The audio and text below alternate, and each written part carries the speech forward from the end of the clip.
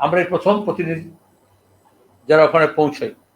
পুলিশের কাজ হচ্ছে যখন মানুষ আর্তনাদ করছিল, চিৎকার করছিল, ডুকরে উঠছিল, ডাকছিল, মহিলা পুরুষ নির্বিশেষে, তখন পুলিশ 3.5 ঘন্টা থেকে 4 ঘন্টা কোনো সাড়া দেয়নি। এটা ওখানকার ভুক্তভোগী মানুষ কালকে আমাদের জানালেন।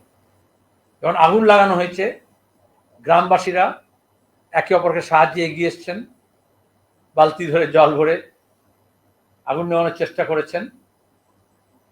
কোনো ফায়ার ব্রিগেডের দেখা মেলেনি, পরেও যায়নি। অনেক সময় খুন হয়ে গেলে অকুস্থলে পুলিশ পরে পৌঁছয়, সিনেমাতে দেখি আমরা।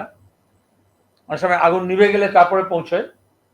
তো আমরা গিয়েছি, তখনও দেখেছি কোনোদিন ফায়ার ব্রিগেড যায়নি। এমনকি সরকারি গাড়িতে আগুন লাগানো হয়েছে, সেটাও নেভানোর জন্য সরকারি কোনো প্রশাসন যায়নি। বিএলআরও অফিসে চাকরি করে ড্রাইভার গাড়ি পার্ক করে রেখেছে, সেই গাড়িতে আগুন লাগানো হয়েছে। বিডিও অফিসে কাজ করে, তার বাড়িতে হামলা হয়েছে, কিন্তু কেউ সাড়া দেয়নি।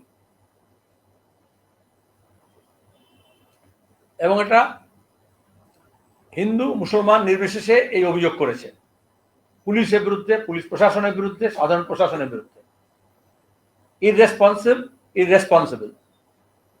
আমরা আমাদের অভিজ্ঞতা থেকে বুঝেছি। আমি 90 সাল থেকে এদেশে যেখানে দাঙ্গা হয়েছে সেখানে গিয়েছি, মানুষের সঙ্গে কথা বলেছি, বিশেষত মহিলাদের সঙ্গে কথা বলেছি, কালকেও তাই করেছি।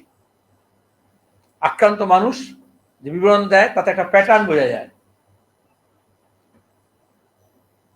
এই হাঙ্গামার প্যাটার্নে বোঝা গেল এটা হিন্দু মুসলমানের মধ্যে দাঙ্গা নয়,